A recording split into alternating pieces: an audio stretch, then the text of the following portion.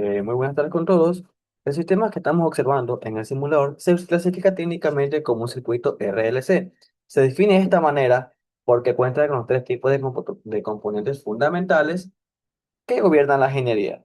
Ya, por ejemplo, la R será resistencia. Contamos con una resistencia de 120 ohmios, ya, y una bombilla cuya resistencia interna es de 10 ohmios.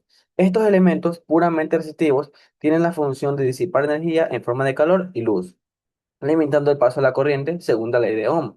Ya, la L sería el inductor o bobina. Tenemos un inductor de 6 henrios. Este es un componente reactivo que almacena energía en forma de campo magnético.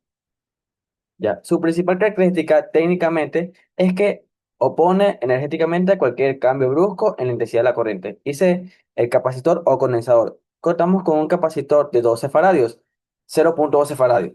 Este es otro componente reactivo, pues este almacena energía en forma de campo eléctrico y se opone a los cambios drásticos de tensión o sus terminales. ¿Qué pasa cuando cerramos el circuito?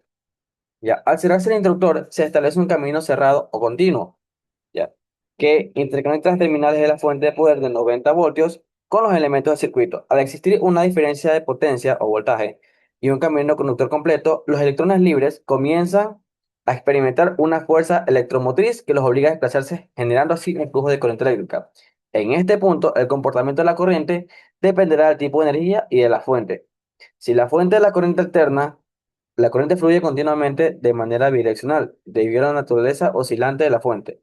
El inductor y el capacitor ofrecen una oposición dinámica llamada reactancia inductiva y reactancia capacitiva.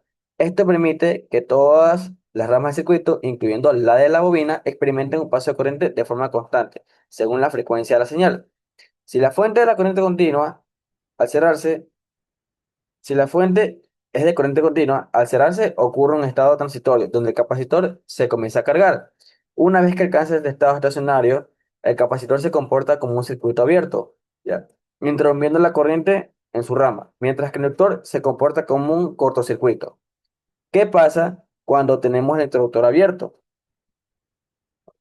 Ya, ya. Finalmente observemos qué ocurre cuando pasa esto. Desde el punto de vista de la física de circuitos, abrir el interruptor introduce una impedancia infinita en el lazo principal. En pocas palabras, rompemos mecánicamente el camino conductor, creando un espacio de aire que el flujo de electrones no puede saltar. Técnicamente, esto causa los siguientes efectos. ¿Ya? En la corriente general, el flujo de corriente proveniente de la fuente de 90 voltios se interrumpe y cae a cero en forma instantánea en la línea principal, ya que no existe un circuito cerrado que permita el retorno de los electrones a la fuente. ¿Qué ocurre con la bombilla?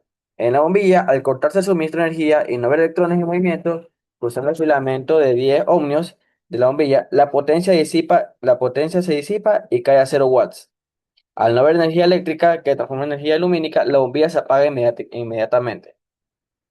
Como dato importante es que tenemos que destacar que al abrir el circuito, la energía residual que queda almacenada en el campo magnético del inductor de 6 henrios y el campo eléctrico del capacitor de 12 faradios buscará disiparse internamente entre ellos, si es que les queda un lazo cerrado local. Pero la desconexión de la fuente principal extingue por completo el funcionamiento de este sistema general.